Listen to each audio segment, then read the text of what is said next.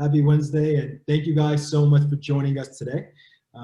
This is our third series, our third part in our series of movement, health, equity, and the participation and engagement from those who have joined us live and then sent comments and thoughts afterwards have been amazing and inspiring for us on this journey. So today I'm with my good friend, Aaron Embry. We're chatting recently, and Aaron and I have been friends and colleagues in the space and profession of physical therapy. Aaron, I think for 11 to 12 years. In a minute, yeah. So in that time, it's been so great to learn with you and learn from you, on the journey of professionalism as a clinician, as a professional, as one who does their best to serve those around us, you and I. So glad to be sharing the space with you, Aaron. So I'm going to give you the baton. Where are you? How are you? And what are you up to these days? All right, so yeah, thanks for having me, Efosa. It has been a minute, and I remember about this in the pre-meeting, but I'm gonna go ahead and put it out there. There was one meeting, I think it was probably at a CSM or something. You had maybe just graduated or were gonna graduate something, because I'm a little bit older than you are. Not much, but I'm a little bit older than you are.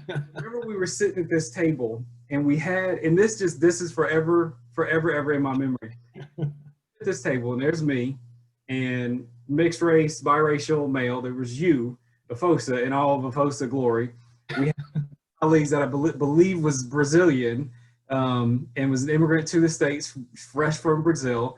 And then we had, I think it was a white female with us, and we just sat around the table. And we were like, this is what it's supposed to look like. And we were all doing like different things in our career. And I remember in that moment being so excited to just be in that space. And I'm truly honored and humbled to be here with you today and just kind of seeing you grow and all the things you're doing. So glad to be here. But yeah, those of you that don't know me, Aaron Embry, I currently live in South Carolina, grew up in the Midwest in Indiana. I am working through a PhD. It is working on me as well. Getting towards the end stages, but still got some work to do. If you're in that dissertation phase ever, you know that feels like it never goes away and you're never finished. But that's where we are. Currently living in Charleston, South Carolina. Still practicing a little bit for the VA, graduate assistant at MUSC, but I'm not here on behalf of either one of those organizations. So who you're talking to is me and Justin. I want to put that out there right away before I get myself into some hot water. So in some of the conversations we might have. Sounds great. Well, again, I actually remember exactly that moment at that table. It was either 2011 or 2012. And I remember all the people there and some of the things that we talked about there. So thanks for bringing that sweet memory to the forefront again. Many of you guys know me. This is my third time doing one of these conversations specifically. I have the high pleasure of being on staff with the organization Onward Together. Our mission is to increase access to quality rehab medicine around the corner, around the world. Access, movement, health being so central to what we aim to do, and certainly central to what we're going to be talking about tonight. And I need to always say it, I work with an amazing team that is the Move Together staff and volunteer group and cohort throughout our programs. And anything that we do, any hopeful good that we're doing is only possible with them. And I feel honored to work alongside the team. So that's a bit about us. Laying the landscape for this conversation, and one might call it an exploration as we have in the past. Laying the landscape for this exploration is a macro aim that I think we could all get behind. I think hopefully we're all moving towards get behind, not just within the profession as a society. The aim is for the pursuit of the path for the best world possible in all its multi-variegated form, the best world possible.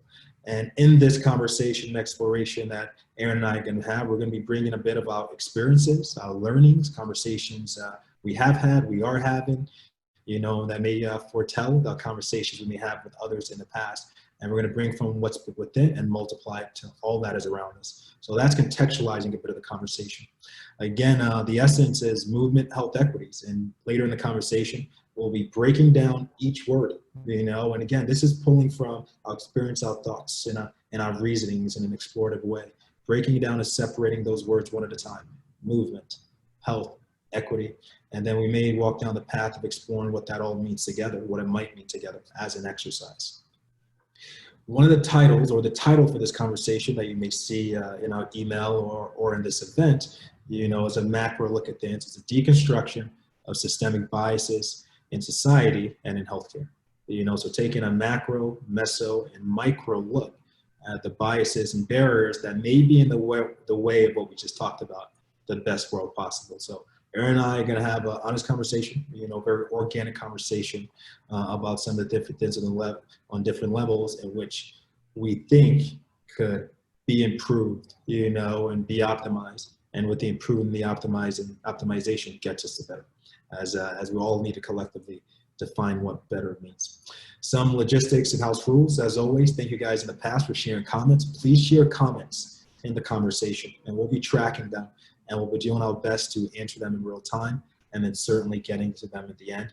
And again, I'll use these buzzwords again. You'll hear me use them later. Conversation, exploration. We're looking to learn together with each other, and then certainly with you guys, just being in the space with us, whether you're watching this live or watching this in the time to come.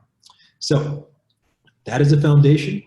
Before we dive in, and Aaron, I'll pass you the baton here. Before we dive in to what's on your mind, we're going to be talking, like we said, deconstruction of systemic biases and barriers in society and healthcare.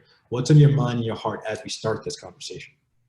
So it's interesting, whenever we go into these spaces, I think it's important that we come into any conversation, really, whether we're dealing with a patient or having these conversations, and confronting and acknowledging what our biases are up front. And sometimes that is based on some lived experience. And sometimes, as you mentioned, it's where are we today? So the world has a really interesting way of playing into what you consciously pay attention to, but also maybe subconsciously how you're feeling. And so I appreciate the question. And I can say honestly today, I'm tired, sometimes frustrated, seeing some things on a social justice scale that are still very confusing and frustrating to me. I'm seeing some things probably within the healthcare world that we still need to work on and are somewhat confusing, the resistance that we're getting there. But at the same time, I'm cautiously optimistic. Not optimistic that we're going to be able to turn the page and everything's going to be great tomorrow, but that the continued squeaky wheel hopefully is going to get people moving in the right direction. Certainly conversations like this are good, but I'm also looking forward to some actions from not only within our own community, but outside to start actually turning this thing around. So a little bit on the side today, so there's a little bit of and vinegar going on today, but I'll do my best to be as pleasant as possible. I love that so much. And to that point, I think the way to change is compounding positive interest, is micro momentum, is one conversation, is one act. And those things do have rippling changes. And you mentioned some of the things that you're feeling, that so many of us are feeling, so many people are feeling from all angles, from a whole host of different issues around the corner, around the world. And I think is not until we feel, some of the pains and the pressures, not just at the surface level and say, I want to lean in, get to a place where we could feel the pain. As healthcare clinicians, we know how important to us. One of the main drivers of people come to see us is pain eradication, and that's very motivating. Okay, let's feel this pain no matter what background, demographic or whatever pain there is. Let's feel it together and do our best to feel it together per our reality. And then let's work together to eradicate the pain. That leads to health, as clinicians on the body, for us that we're talking on the body politic in society. So we're big in macro, meso, and micro all at once, and that presents an opportunity. So the way we're going to start this conversation, Aaron, Embry, is the way we started the other conversations, is with definitions, and explorative definitions, breaking down the series, the three main words in the series: movement, health, and then equity. So we're both going to be leaning into all these spaces. And some of mine are going to be repetitive, guys. It hasn't changed much over the last conversation. So the freshness will be brought by Aaron, but I'll set some of the groundwork, starting with movement, and Aaron, the baton is yours. The way our organization speaks about movement, and I'll speak on behalf of the organization on this definition here, and some of my other explorations and conversation, I'll be certainly speaking on behalf of myself. So the way our organization talks about movement is the oldest and closest commodity in our life, or one of the, from the very, very beginning. And Lisa talked about it so beautifully several weeks ago, that early movement that happens while we're still in the womb, let's go there, begins that recognition of life and expression. So it's there from the beginning and really guides how we engage with the world and how the world engages with us, the different facets and expressions of movement, how we run, how we dance, how we play, how we jump, how we love, how we live, represents all that. And what's so beautiful about it, we all have different movement scripts and signatures, that are unique to us. And we all then have the right to magnify and optimize, maximize that signature to the best of our ability.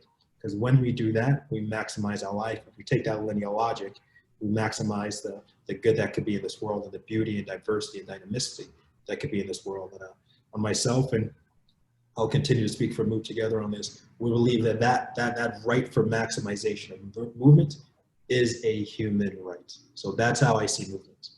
So I'm gonna try to keep up with you here, but I fully acknowledge that I am outgunned in this situation, because you are often so philosophical and thoughtful. And even if you ever have a chance to follow Efosa and his poetry musings and all the other stuff, I'm like, man, I am just an ignorant swine right now. I don't know what this dude is over here doing, reading Robert Frost so eloquently, and I'm 3/4 hillbilly apparently.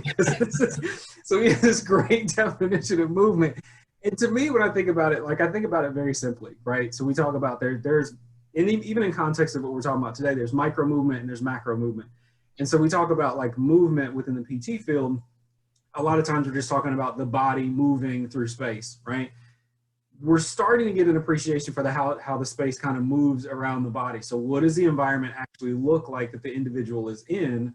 How does that interact with how they actually move? Now, we've been doing that for a while, but we have a different appreciation when we start putting in some of the layers when it comes to social issues and race issues and what have you. I think as a profession, we're doing things and we're trying to move in the right direction. So movement, to me, you can really think of just generally, okay, my wrist is moving, my fingers are moving, but then you can also look on a very, very, very large scale that the wheels of history are always turning. Movement is perpetual. Movement almost never ends.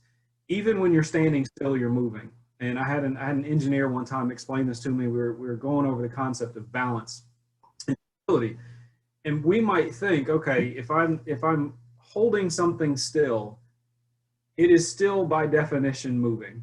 Something is moving either in that object or things around that object to help it maintain its current space. So things aren't just not falling over because they're perfectly balanced. It's because there's something moving around them that's keeping them from balance. Either it's intrinsic to the system or there's an external force that's actually applied to them. And all of that just, to me, means movement, right? So it's perpetual. It's always going to happen. Sometimes it's faster, sometimes it's slower.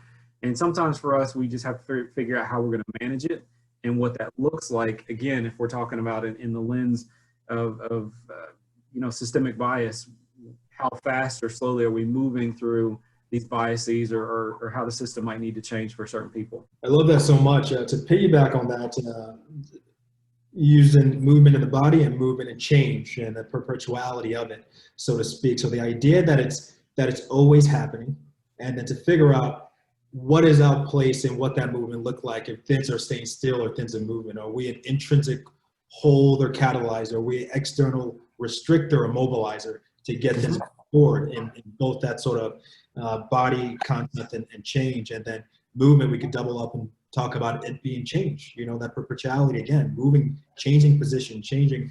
And I love the Winston Churchill quote, to improve is to change, to be perfect is to change often, and nothing is perfect, but the acceptance and the awareness that to lean into that movement and that change, hopefully towards better or healthier, it's what it's all about.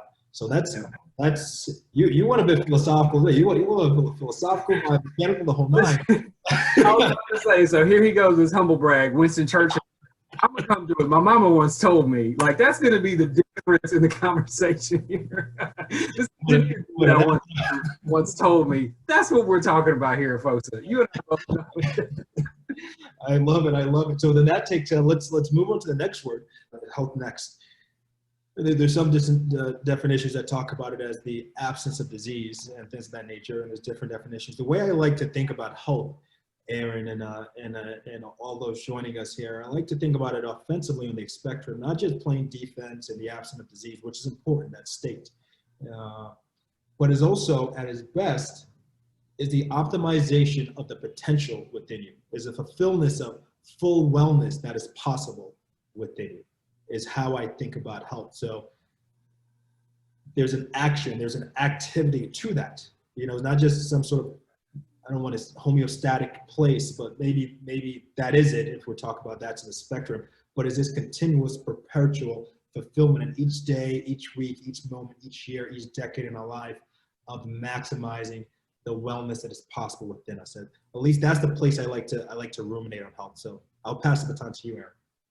This is another one of those ones for me where I feel like we do a really good job of operationalizing what health is without a really strong definition of this somewhat abstract concept, if I'm honest with you. So we can talk about mental health, we can talk about physical health, economic health, family health. We can talk about all of those things, but really understanding kind of what that means.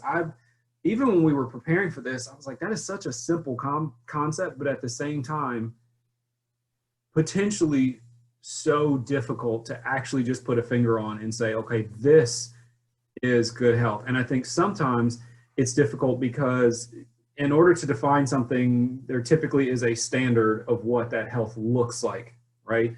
And so in that stance, I struggle to see what is the perfect ideal situation for an individual or for a society or whatever the case may be to say, then we can define health or lack thereof as compared to this standard, if you will.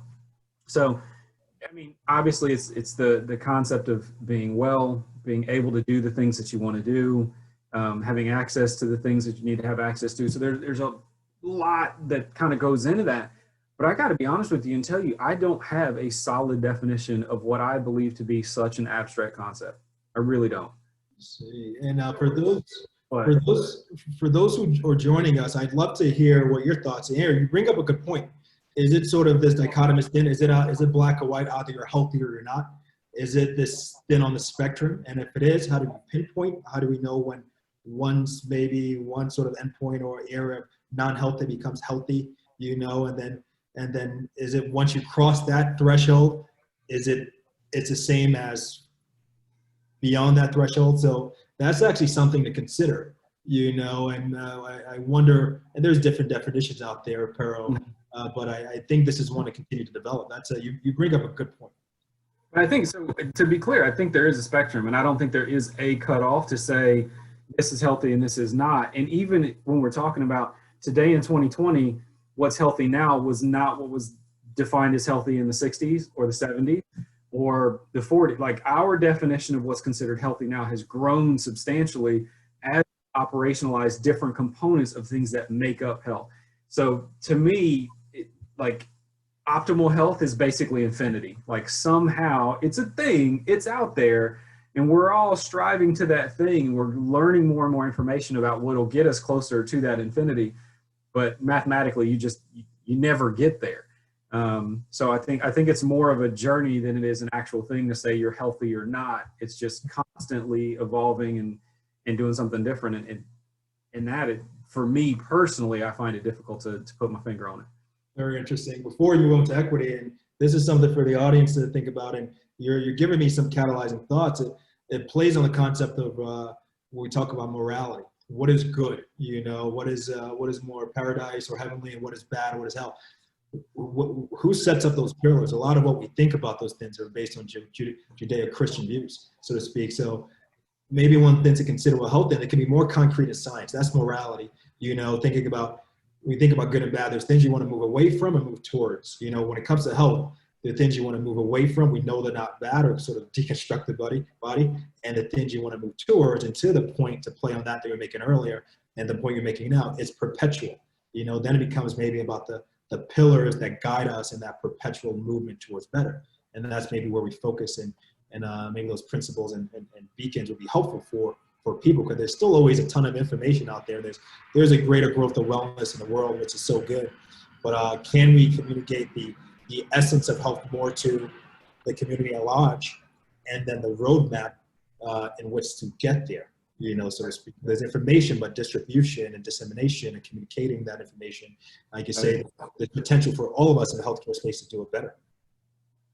Absolutely. So I just want to tell the audience too, you'll see Efosa doing it, but if you see me look down, it's because I'm jotting notes down, because I don't want to get anything that he says, you know. So Please excuse me as you see me mess around with something. I'll That's be the right strategy I have. as well. So, hey, Aaron, let's next talk about equity. And again, I'll go first. It's not any formal definition. It's one I've been using the last couple weeks. It's relatively simple and low resolution, but it's the extracting and the removal of barriers. In a way that's very even. So to speak, for people in a space. Okay, so that's general. So it's taking away restrictions, inhibitions, and barrier from people in a very even way, equal way, from point A to point B, or where they want to go. And that could be applied to different spaces, healthcare, of course, but certainly different spaces. So when I see equity, is that leveling of the playing field that I think about. To you, Aaron, what are your thoughts on, well, how do you see it? Yeah, so sometimes I'm very visual. Sometimes I need a picture. And there's a really cool picture that talks about equity versus equality, right? And it's these people trying to watch a baseball game over a fence, and there's a tall individual, a medium height individual, and a really short individual. Say that person's a kid. All right, cool. You got those three individuals. Equality means they all get one box to stand on to see over this fence. Everybody gets equal access. They get the same supply. The reality is that gets the tallest person high enough that they can see over the fence. The middle person, they can just barely, like half of their eyes. The little person, they're still staring at a fence, right? Or the shorter person, they're still staring at a fence. Equity to me means, okay, the goal, the outcome is that everybody's going to be able to see the game. So then the picture basically shows that the taller person might get one box, the medium height person gets two, and the smaller person gets three boxes. And now everybody can actually see the game. And that's how they've kind of defined, at least in this pictorial representation of equality. I love that representation. There's another version that goes further, that in your definition of equity, what it brings to my mind, well, sorry, there's one more. There's a comment on it where it's like, well, the reality is those that have, meaning those that are taller, actually get three boxes. Those in the middle might get two boxes. And then the shortest individual actually gets put down in a hole. And that's kind of the way our society sometimes is set up, and systems are sometimes set up. So that's the reality picture. And then there's one that's, I believe they call it like justice, or I can't remember what they call it, but essentially the removal of the fence so that everybody can see the game equally is, to me, is more of a concept that deals with justice rather than equity, because equity sometimes has the sense of people need certain things in order to gain access to, in this case, actually viewing the game. So I think it's important that everybody have a definition of equity, but to distinguish that significantly from equality. And those two things are so often misinterpreted. And well, everybody's given a chance to, well, that's not really how that works. That's not really going to give everybody the chance and the real opportunity to be able to participate in life, or whatever the case may be. So that's how I kind of look at equity. I love that so much. I know the visual that you're speaking of, and it just picture 1,000 words. It makes make sense. So Aaron, if we let's do this. So we're about at the midpoint of the conversation before we start diving into some of the content that is our title. We'll start moving from the structural commonality from past conversations to the flexible new of this conversation. Before we do that, as an exercise, and we'll see where it takes us, is I just wrote something down. That's what I was writing down as we were talking, is based on this conversation organically, how if we put those words together, define all three together. And it's interesting when you're reading something, certainly writing something, you'll have to understand the word within the phrase, and the phrase within the sentence within the paragraph within the chapter within the book. And that's macro to micro, and that lets you hit the power of each word. So here for us is going to be extrapolating, we'll call it extrapolating context of it, the word within the phrase within the idea, and now the idea within the time that is now. That has certainly been the fault lines have been accentuated in these times that are COVID-19, or the time that COVID-19 is present. So that's certainly relevant. But something I just wrote down as you were talking, AE, for movement health equity, the phrase, the idea, the removing of the barriers I have to get grammatical here, to continue an optimal wellness and mobility. and that's very basic, I guess, but the removing of the barriers to continuous optimal wellness. And pulling, this is different from my chat with Lisa. I think that part of you talk about that perpetuality. I love it. Is not just optimal wellness and movement health. Is that sort of that constant motion, of the barrier. So it's not just taking the fence for the one game, Yankee versus Red Sox. We need the fence going for all 162 games of the season, throughout every season. So that continuity of the pursuit of wellness and the action and the work of removing the barriers multiplied together, that's the way, the multidimensional 360 way we have to think about this. So I'm going to pause there. This is just an exercise, and I give you the baton, and we'll go from there. This is interesting because I really want to interrelate these three, and I really want to figure out a way to put these three things together. And there's so much overlap between the three that Venn diagram would be so heavy in the middle, you know what I mean? And there's just fringe things for each one of them, because without substantial movement towards justice or something that resembles justice or true equality or true representation or whatever the case may be, or true equity for everyone, you really can't have a society that can say that they're a healthy society. And so I genuinely feel like there's just so much overlap between these three. In a situation in which there's health and equity, that particular environment is probably filled with movement. I feel like there's a constant challenge to achieving what all of these things might look like and better understanding all of these things. Because even understanding health, equity, or movement isn't, I just don't think we're there. So I like your idea. I think I'm still struggling with the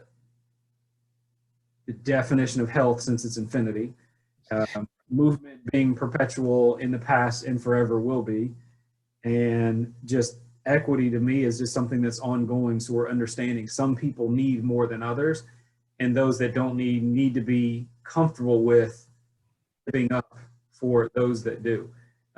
It wouldn't make any sense for all of us to have access to a wheelchair. There are people who actually need access to a wheelchair, and if I don't need one, I need to make sure that I give mine to somebody who actually does need one and maybe needs a backup.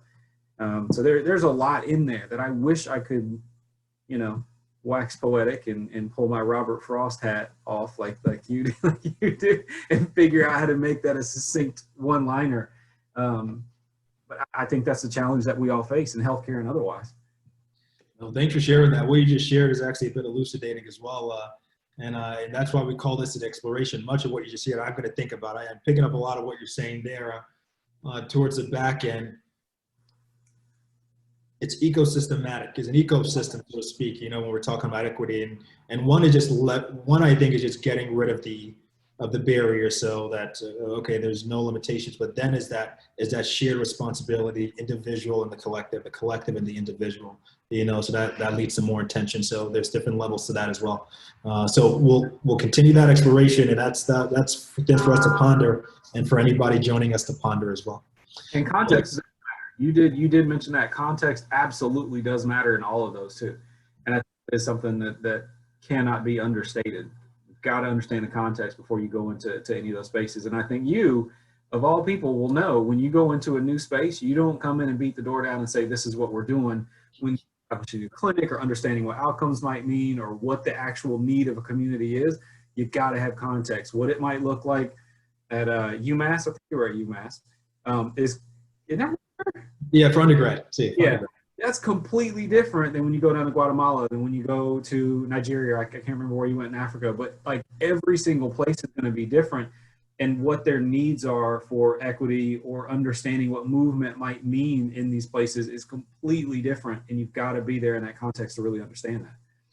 Aaron, there's three questions with Move Together when we go into a community that we ask, and it's so very important, at least these three, and there's certainly more to be asked. The first question that we ask is, are we welcome?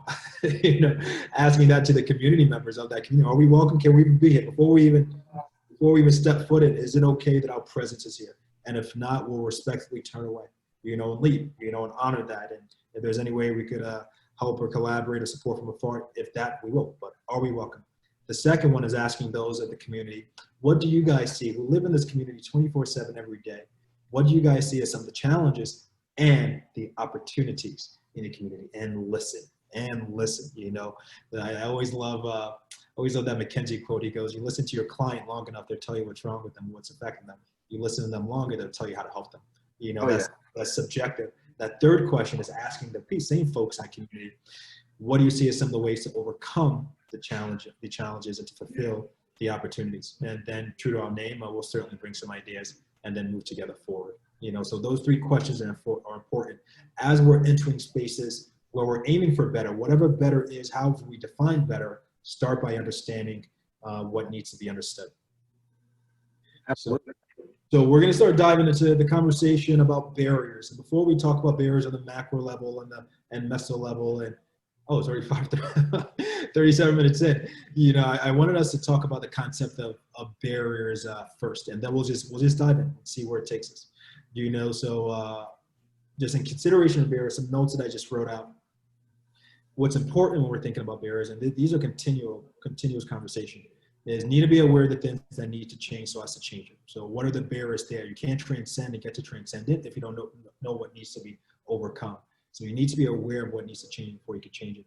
And you need to be willing and courageous enough individually and collectively to shine the light. You know, light is truth and it's unbiased. And if you're willing to shine the light at things, you will see, because you then have to choose to see and be willing to see, you know, which is so important. And this is so important as we're having some of these conversations, guys, as you're having this with your family members on whichever side of a conversation that you're on, whichever side. You know, you need to be open and aware to the reality that there's perspectives and truths and experiences that you haven't been exposed to, you know, and being prepared for that wonder and that new knowledge is key, no matter how right you think you are, or legit, whichever side you are, you know. So we'll start thinking about barriers. Those are really important, and be guided by truth.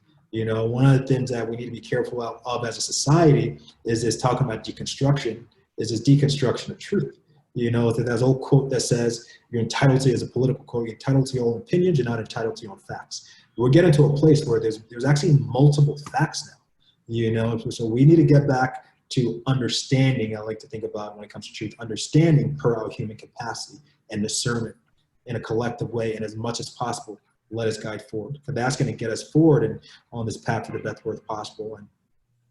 And it was a lot of things, all those who know me bring compassion into the space. You know, and when you meet in a place with compassion, you'll be cognizant of the pain, you'll be aware of the possibility, and that's where wonder and change can happen. So those are my early thoughts about barriers as we have some conversations on this about the macro level coming up in a few moments in. So any thoughts there, A? Yeah, so I love that. And that last thing, you're not going to remember what it was. Maybe you will remember what it was. What is it say that one more time, being cognizant of that piece. Compassion. We're talking about compassion, the being aware of the pain that is there, but just as aware of the possibility. Right.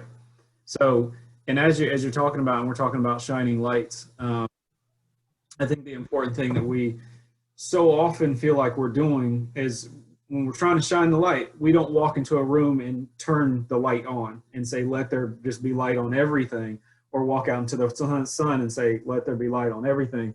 A lot of times it feels like we're just holding a flashlight and we're just going to put the light on that person and not acknowledge any of the systems or the issues that might be going on within ourselves that actually attribute to whatever the confusion might be, or whatever the case may be. So just as we started this, if I'm holding a flashlight to light the situation and I'm only pointing it in one particular direction, I'm likely missing so much of what's actually going on out there. So I love what you said, especially talking about compassion, and we've got to be willing to challenge ourselves as much as we challenge others, but also forgive ourselves as much as we forgive others. So as we're thinking about, you know what, I made a mistake or whatever the case may be, understand, own it, learn from it, move on. We've got to be willing to do that as much as we're willing to point the finger at somebody else and say, you messed up. So, but yeah, so I'll leave it there, but I love how you put that together. That's awesome. Well said, well said. So Aaron, let's dive into barriers and biases that we see on a larger macro level that needs to be talked about before we dive into more granular levels. So one of the, as we're you and I were prepping for this conversation, we shone the light on some different things, you know, and not all things is got into in a conversation like this, and not the deepest depths are going to get into, but starting to palpate things. And one of the things to consider, this is relevant in society overall and the healthcare overall. I think we mentioned this term from one of our colleagues talks about it, the concept of belonging and this sort of othering, you know, the concept of othering and belonging, and starting to understand these default normatives. And it's the truest truth that if you're oftentimes not aware of what you're not aware of, you know, there's history, you know, there's sort of a status quo, and the way society treats groups of people, a certain group of people, may be a default. You know, this is default, and then when society identifies a group of people as default, they then consciously and unconsciously build architecture and systems around that default group. And then the others have to, that system is orienting around that default group, and others have to figure out and orient around that system. And that leads to an asymmetry and unevenness and experience that is what real. And before one even goes further than that, you need to be aware of that. It's a truth that just needs to be aware. It's not saying oppressor or this or that. It's just the reality of structures and architecture, you know. And then once you can check that box and say, I'm aware of that I can see that being real, I can see the residualities of the past. The next step is to say, okay, how is that manifesting? You know, how am I part of that ecosystem and environment? What are the people who are saying that they're others? What are they feeling on the micro? You know, where do they feel like they belong? Where do they not feel like they belong? You know, think about Ahmaud Arbery several months ago now. A young man jogging in a neighborhood not too far from his home, and is very jogging, you know, moving, pursuing wellness. And in this journey of movement and wellness pursuit, his life was taken away by another citizen, another person. You know, so then another person may see that, and this is a jump, but it's also connected. Another young person that looks like Ahmaud Arbery may see that and say to himself, should I be afraid? Do I belong there? If it's not on my block, but in my neighborhood, should I not go beyond my block, even those within my neighborhood? Am I oppressing the space of others? You know, am I welcome to that space? You know, so I made a jump there, a macro level of understanding the idea of normative and default, you know, and how systems are built around that, and how those who are not that normative or that default, how their experience must be even, and start to recognize how that manifests itself in different ways. So yeah, so and let me pitch back to, so even when we were given the definition of movement and health and equity, I said health feels like it's on a continuum, and there's some infinity out there that's the thing that we all want to ascribe to be, right? So many times what it feels like is we have said, okay, this is the standard, and so that's what othering is. And I'll just go ahead and call her name. Kai Kennedy, who's out at UCSF right now, is doing some amazing work, and she's bringing, I think, to a lot of people's mind this idea of othering, and she does it in just this really, really brilliant way, at least in my opinion, and some of my colleagues, in which she talks about it, and she just says, wait a minute, what are we talking about? So what is the standard? And so often the standard is, and I was actually talking to my wife about this the other day, we don't even see it. We don't even recognize that it's a thing, but we just say that in our country, it feels like, and I might be wrong, but it feels like the standard is the white, heterosexual, able-bodied Christian man, okay? And everything is compared to that, right? So if you're any other shade or have any other melanin, you might be a person of color, which is, you know, whatever it is you want to say. That's how you're going to be identified as different than the norm. If you're a woman, you're different than the norm, which is considered a man. If you're Muslim, it's different than the norm, which is considered the sort of Judeo-Christian, like in this country. That is the thing, and everybody may fall short of this. So even when we talk about disparities research, well, everybody's falling short of this ideal experience. And that part of, that's kind of where when and I'm not doing it justice, but when Kai starts talking about othering, I mean, that's really what we're talking about to a certain extent, is comparing others' existence as essentially on face value, baseline less than somebody else's just because they happen to be different. And so we're in this pursuit of health. We don't even know what that is. we got to figure that part out, but we can't do that by telling others that their experience or their existence is somehow wrong or inappropriate or not valued in the space. So I'll leave you there for a second. So powerful. You're going back to something that is, I know I'm going to be wrestling with this later. This concept of what is health and a subset of what is movement health, but what is health? And how is that truly defined? I think we have that basic one in the absence of disease, but you're beginning a good question here. So let's all come to shape that. And then to your point, in the shaping of that, how can we get out of the way so whatever it is as we define it is attainable by the most people possible? So there's things that we're jamming on here. And thanks for keeping on knocking on this door. And maybe we'll continue to tease out this conversation. And this is a collective conversation. But what is the things that we're calling health? There's some easy things that we can talk about. There's diseases that we don't want in our system. There's some impairments we want to transcend. But what is it on that pole? And then the roadmap of promoting its attainability and its pursuit, continuous pursuit for everybody. That's the journey that we're on, Aaron. Mm-hmm. That's the journey that we're on. So part of it is we don't have the answers, right? We know that right now we know, okay, these things are definitely bad for you. Now, this is not my area, and I'm not saying that this is true. What we know, sickle cell anemia is bad. Well, it's actually protective. In some instances, protective, and it's a preferred blood type because it doesn't give you some of the things that you might get if you're in particular areas. So to just say, okay, you have sickle cell, therefore you have poor health. Actually, if you don't have this, then you might not survive. So understanding, again, contextual really matters. And I'm not 100% sure that's true. And I feel like I learned that somewhere and I might have still misspoken.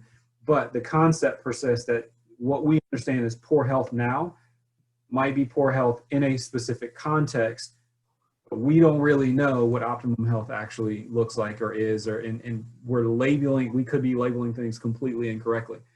A lot of times we say in our country that you're optimally employed if you're working at least 40 hours a week.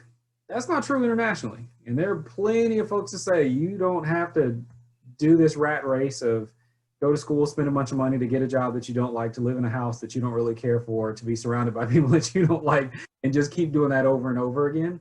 And you can live very simply and very peacefully and very happily. And we kind of poo-poo on unindustrialized countries. Maybe we shouldn't be doing that because maybe they have something. Just maybe they have something, right? But that's a different topic, maybe for a different day. So it's all in the journey. It's all in trying to figure it out. No, I love it. Before we continue this macro piece, there's two points of what you just said that I want to lean on. It's you're speaking to these collective definitions that we sometimes have that we see they evolve as well. What was success in the 1940s is we may define as success or fulfillment now.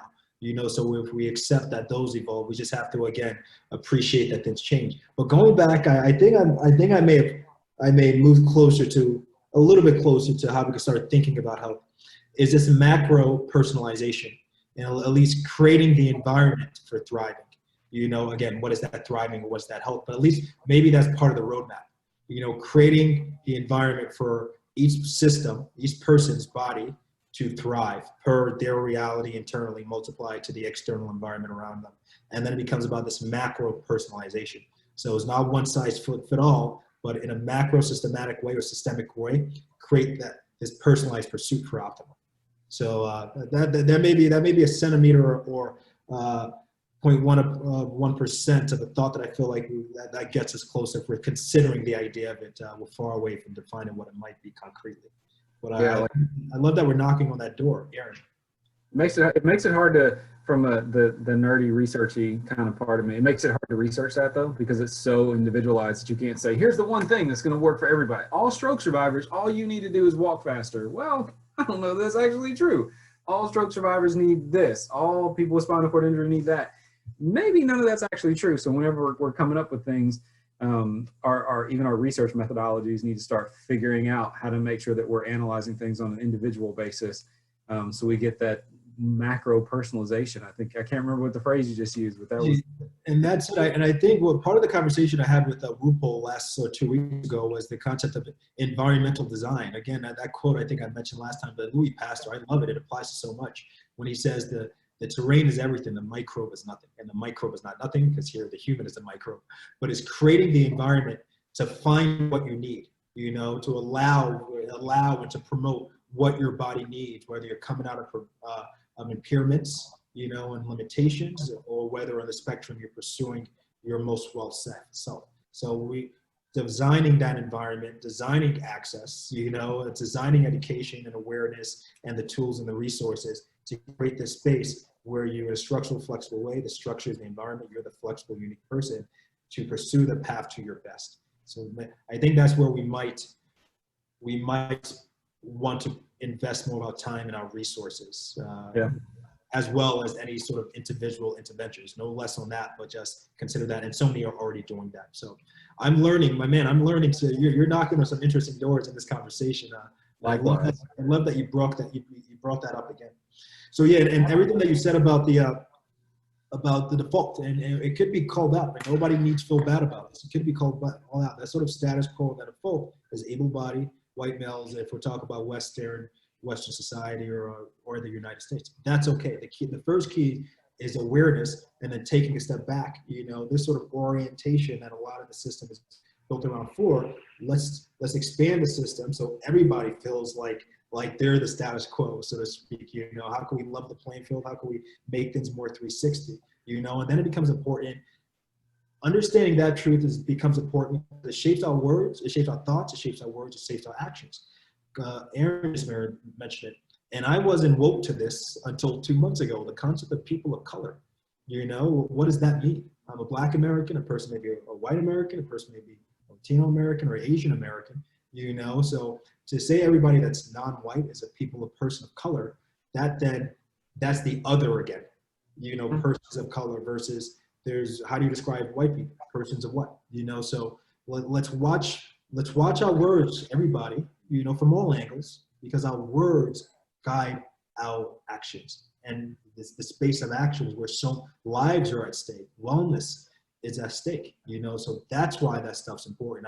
And from a young age, so I recently woke to people of color from a young age. I've never loved the word minorities. You know, I think I was gonna say, you got to talk to the people about that, because that didn't necessarily occur to me as a kid, but I've always just kind of struggled with race issues. But when you said that the other day when we were talking, I was like, yep. And that is probably a real experience that people feel.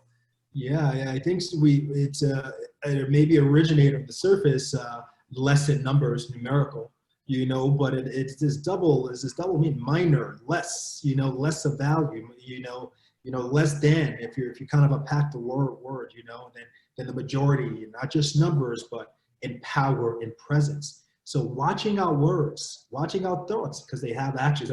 That one thing to how things matter. You think about in many maps, you know, and I think this is changing, and the map space is getting more woke and more aware. How Africa is usually downsized in scale towards actual size. It's the second largest continent, but it's shown as less in size. That matters when we start thinking about resources or the population, how we should consider things. You know, so we need to start shining light to the things that can be optimized and can be improved, because that leads to health. Health in what? You know, health in what way, in what form? We'll define that together. Let's collectively define that. But I think we could identify the things that are traumatic, you know, the things that are not helpful. We sometimes start there. You know, if we can't collectively define optimal right now, or health in its perpetual state, the thing that at least is less difficult is to identify the things that we can agree on. You know what, that's not it. You know, and if we minimize this, we eradicate this, we optimize this, re-look at this thing, you know, whatever health is, we can make the bet that we're going to go close to that on the individual and the collective. Yeah. So you said it all. So Aaron, I was talking to some of the team. We're going to go a little bit longer here, so we're okay with time. If you're okay with going a little bit longer than the hour, you okay with Good. that? Getting some feedback. I'm gonna check real quick. Let's keep going. Okay. Keep interacting with to see if they've got any questions for us. Okay, sounds good. We'll check that. And that takes us down to institutional engagement, and we'll spend just not maybe as much time with this, so we'll get to the meso. I think this is going to be most relevant, association and things of that nature. But just thinking about institutional engagement, you know, we're going to talk about healthcare in a moment now. but talk about things like societal things, infrastructural things like real estate. You know, there's a very real thing that's still very real. That was actually part of a law decades ago, and it still is residual and present. How if a person that is not of the default and normative is looking for a home, real estate agents will take them to certain neighborhoods and not to others, or they will price things high, or they'll make mortgages tough to get, you know, sort of shoehorn and guide people to certain neighborhoods, you know, then become homogenous and not diversified. There's beauty in diversity, first of all, that's just the truth. But oftentimes in the homogenized neighborhoods that are not for those that are more default, what's relevant is that resources, you know, tend to not flow there as much. And that resources affect well-being, fresh groceries, types of stores, education, the whole nine, that has longitudinal effects along the continuum in the lives of those who live in that neighborhood. So that's stuff on the micro level that is real. That's a whole nother hour to unpack. So we won't dive into too much of that. I want to give Aaron the baton before we dive into things on the professional level, the healthcare level. But start researching, start learning, start exploring, because this stuff matters. Yeah, so even when we're talking about, and I know our lane, and this is what's really interesting, is you'll get people that say, well, just stick to what you know. Well, kind of what we know is we can't talk about health without talking about many of the other things. As you mentioned, you can't talk about health and access to healthcare without talking about, you know, to a certain extent, policing, if you will, housing, criminal justice laws, all of those other things impact health. To your point, I'm actually listening to / reading, but really listening to, because I got a gift of Audible, the new Jim Crow, which just outlines amazingly, at least in this country, sort of where we've gone with things and what Jim Crow laws were, what they are now. And it talks a lot about criminal justice and whether or not you want to believe it. If you're thinking at all that stuff doesn't exist, you're really not interested in shining the light. You're really not interested in having a conversation. If you want to say, oh, well, yeah, just go outside and go for a walk, you're really not interested in saying, okay, where are patients living that might need to get outside and go walk? Who's even able to go do that? Either because of safety, and then let's say, okay, that's a cultural thing, blah, blah, blah. Cool, take that part out of it. Where do they clean the streets? Where do they fix the sidewalks so that you can go out and just walk and exercise? Like, where does that stuff actually happen? Where do we invest in the communities? All of it starts to overlap. All of it absolutely starts to overlap. So when we start talking about health, we would be remiss, honestly, if we did not consider so many of the other things: education, housing, like I said, criminal justice, policing, that kind of stuff. It's all intertwined to some degree or another. And so it's kind of incumbent upon us to not just be like, I'm a physical therapist with a PT hat on. You got to know a little bit more about some of the other stuff that's going on out there, and gain information more than just having an opinion about it. Get the information and try to understand where people are coming from that might feel marginalized, that might feel whatever. Because the reality is, if the most marginalized individual is able to live an optimal quality of life with optimal health and optimal movement and true equity, everybody else by definition will have it. Do you know what I mean? So if you focus on the most just disrespected, underrepresented individual and get them every possible thing that they need, everybody else marches forward. It's impossible for them not to. I love that so much. I love that so much. To your point that you made a moment or two ago, it ties to something Rupo Patel talked about last time, the whole concept of understanding the environment. You know, she mentioned something called a window test, a windshield test, like drive around in these communities and see what they have and what they have not, you know, to start understanding, you know, some of the discrepancies and differences in the delta of stuff in one community A and community B, you know, and let's say community B is the lesser, to the point that you just made, Aaron. Understand why, what is less here? How could it be better? How can we elevate? You know, because the elevating there becomes a rising tide, and which is just better for everyone. If you want to talk about monetary dollars and a healthier society and a healthier system, you know, so oftentimes it's functional to start there. And so I challenged Rupal's statement last night that she made even further to say, the windshield test is cool. That's awesome. Drive through. but also everyone, when you can, make sure you're invited, make sure you're welcome, get out and experience it. One of the things my parents taught me from a young age is like, if you travel abroad, you better not stay on that resort. You better. This is what they always do, and I love my parents. I'm like, y'all are brave. Find somebody if you travel somewhere that lives there. Become friends with that person. Go have a meal with them. They don't always do that, but go have a meal with them. Go to their home. Like, learn. Go outside the borders when safe, et cetera, to learn the culture and the people that are there. Because if you just hop from sandals to sandals to sandals, you don't know anything about anything. You haven't traveled internationally. You traveled to sandals. That's the only place you went to. So get out of the car, go into your community, talk to the people, figure out, hey, what's going on? What's going on with you? What's going on with you? Here's who I am. Like, learn and exchange ideas, because you'll get a great appreciation for where folks are coming from and maybe what they're struggling with and maybe how you can help. Sounds good. I love that so much. So, Aaron, we're in the back nine of this conversation now. This will be where we bring some things home. We'll see if there's any questions coming in. But some of this next level, and we'll maybe integrate meso and micro and see what micro one looks like. But specifically in healthcare, and specifically in our profession, what things can we take out of our own way to contribute to a more equitable movement health and health environment? Is it policy? Is it opportunity? Is it makeup? When I asked you the question here, if I was throwing this question, what could we do now to allow us as a profession? Let's talk physical therapy. What can we do now to allow us as a profession to promote more equity, more inclusiveness, more wellness throughout the spectrum for all involved? And all means all, though. I'm going to say all involved, but all. What could we do for that? And what would you say to that, Aaron Embry? All right, you got to pick one of them. Pick one of them, because you threw out a lot of different things. One of what? Equity. So equity. What can we do to promote more equity in the environment from our angle as physios? So I think from an angle as a physical therapist, I think we as a profession do a decent job of understanding, at least conceptually, what that means in terms of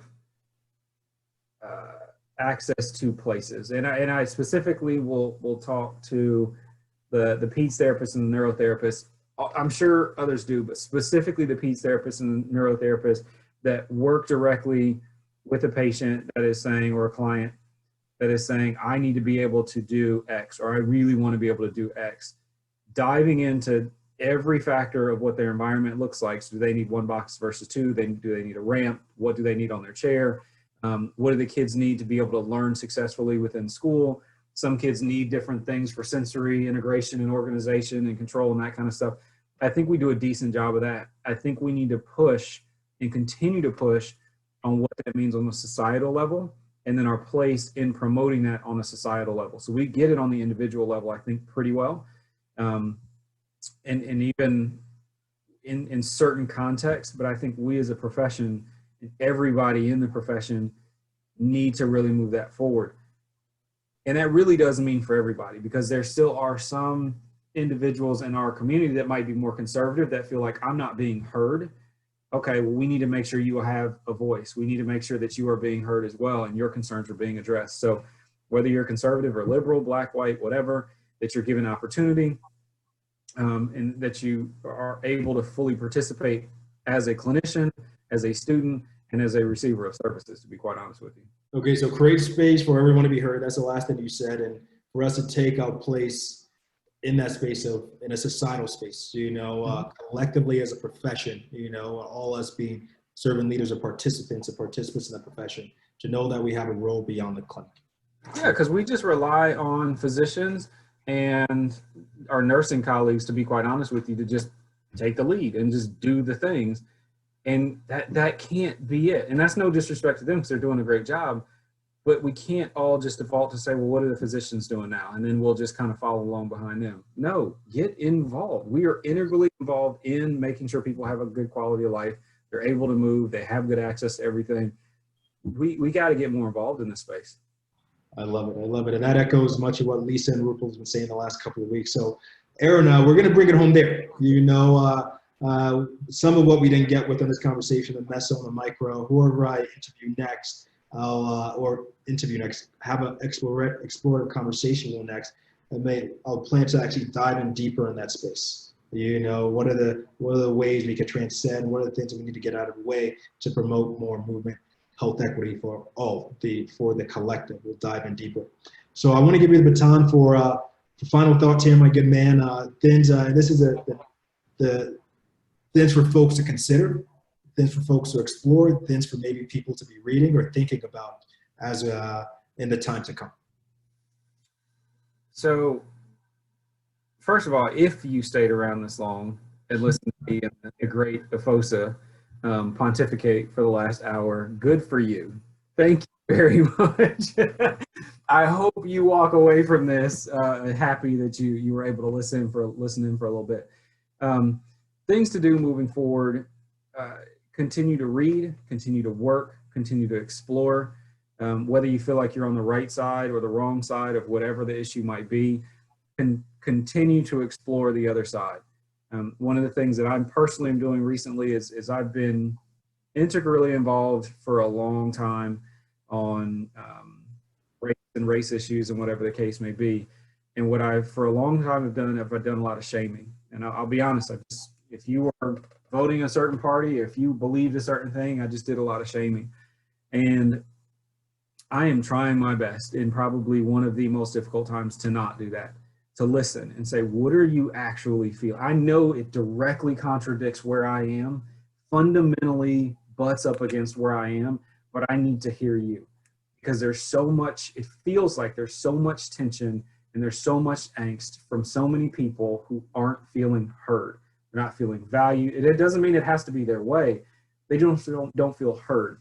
So go bravely into those spaces where you're kind of confronting even your own biases and your own beliefs to say, how can I grow? How can I learn? How can I be a servant to other people to make sure that they are able to live a fully fulfilled and fully realized life that's filled with movement, that's filled with justice, that's filled with equity, and just being the absolute best that they could be.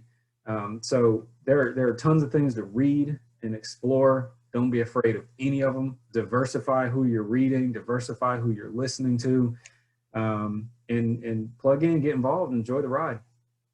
Aaron, thank you so much. I love how you talk about conversation. Listening is the first thing. One of my paradigms for conversation is listen to, learn from, share with. You're obviously going to be talking about conversation as well, and that might guide us, listening being the first. Everyone, we thank you so much for sharing time, whether it's live or you watch this later. This is a conversation we're all having together and an exploration that we're all on together. So thank you so much for sharing time with us.